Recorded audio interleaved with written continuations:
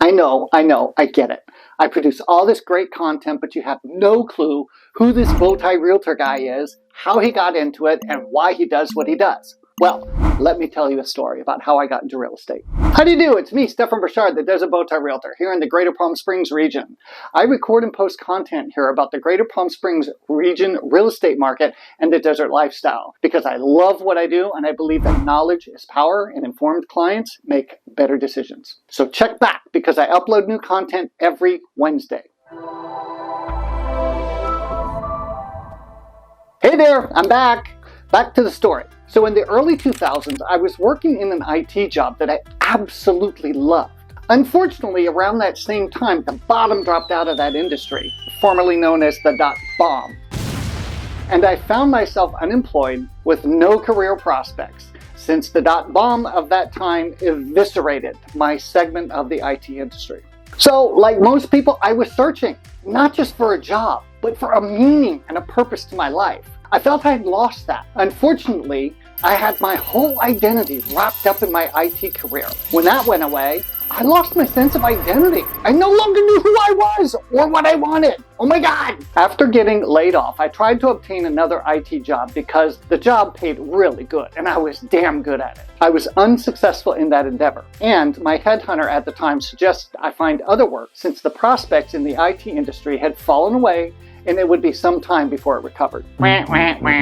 However, before getting laid off, I was studying to obtain my real estate broker's license. My partner at the time worked for his brother, a mortgage broker, and was surrendering 50% of his commissions. Not good, especially because the broker did very little to earn that 50%. It was suggested to me by a family member that I could get my broker's license, open up my own company, so my partner, or should I say we, could keep 100% of his commissions. It was an interesting proposition that I had agreed to and thought would be no big deal since I just graduated with a master's degree. I was smart, right? Boy, was I naive. Ironically, I went to work for my partner's brother, the same broker, and helped him with his books and negotiating with creditors on behalf of the brokerage. Not an interesting part of the story, but the skill, negotiating, came in strong later. I studied and studied. Back then, there was little online help for studying or reading, so I had to read 7 different bound books and topics to qualify for the preparation exams. After I read all the material, I had to pass the preparation exams as part of my prep for taking the state exam. Once I passed all those exams, I had achieved my educational requirements to take the state exam. Ta-da! Luckily, I was able to bypass taking the salesperson and take the broker's exam because of my education. This is important because for the salesperson exam, passing threshold is 65%. Yes, you heard me, 65%. Can you say low? That's a freaking B in college, folks. What is the state thinking of? Anyway, back to my story. The broker exam threshold was 80%. That didn't seem like a big deal at the time. After all, I wasn't a student in college. Boy, was I, and my ego, about to learn big time. So I scheduled and paid for my exam. The wait was about 8 weeks at the time, and I had to send in a freaking form! Oh my God, paper, mail, postage, checks. This was pre-internet access. I could see the schedule, but I had to fill out a form and mail it in. Oh my God. I did my best to prepare by cramming on the sample exams the program had given me. Cram, up until the day before I had to take the exam. I went to the exam, completed it. Yay! Hurdle straddled. Remember, back then, the internet wasn't as ubiquitous as it is now. I had to wait about 3 to 4 weeks to hear back from the state of California. And I failed that booger. Oh my God. I was so pissed and rejected. Oh my God. I thought for sure I was going to pass, considering my level of education and ability to absorb knowledge. This was a considerable blow to my ego and my self-confidence. It took me about a week or so to get over it and to pick up my bootstraps and keep marching. So, I'd been through this once before. I scheduled and applied for my second exam. Easy peasy, right? Well, this time I took my studying a little bit more seriously.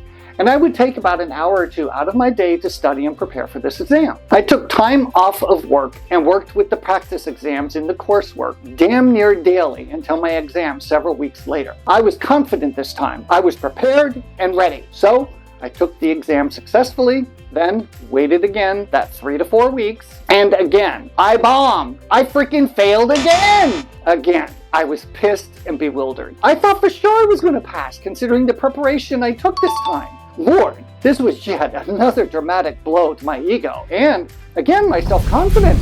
Could I get this thing accomplished? What was I to do now? I was frustrated, angry, and at this point, scared to take this exam again. I knew I needed something better, and a way outside my realm of knowing. I needed to pull out the big guns now. So I talked with some future colleagues and found a company that held a live 2-day preparation course. I was game for anything at this point. I did exactly as they suggested before scheduling the prep course. I signed up for my 3rd state exam.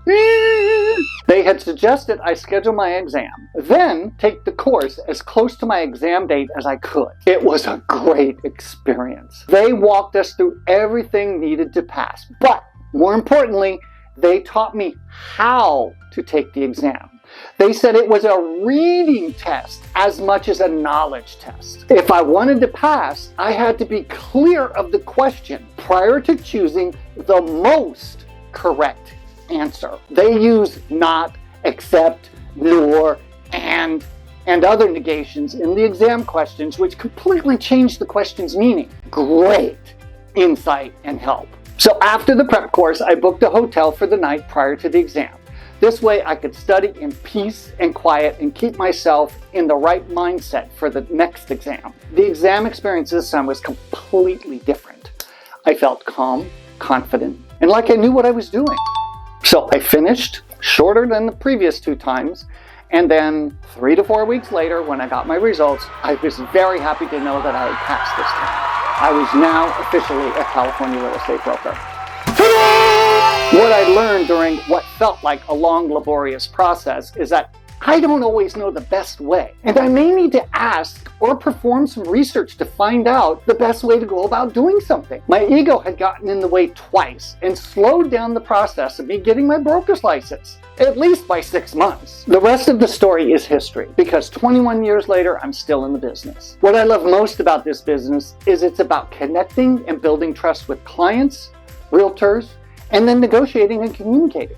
Those are all things I'm really good at and enjoy. I thought for sure when I was getting into real estate that it was all about sales. That's not necessarily the truth. It's all about relationships. If you have any questions about buying or selling here, I'd love to speak to you one-on-one. Just click on the contact link in the description. I promise there's no cost or obligation. Hey, please like and comment on my video and subscribe if you haven't. Also, pass this on to a friend or family member who may be looking to buy or sell here. And now, I'll see you on my next video about the birth of the Bowtie Realtor. I did exactly as they suggested before scheduling the preparation.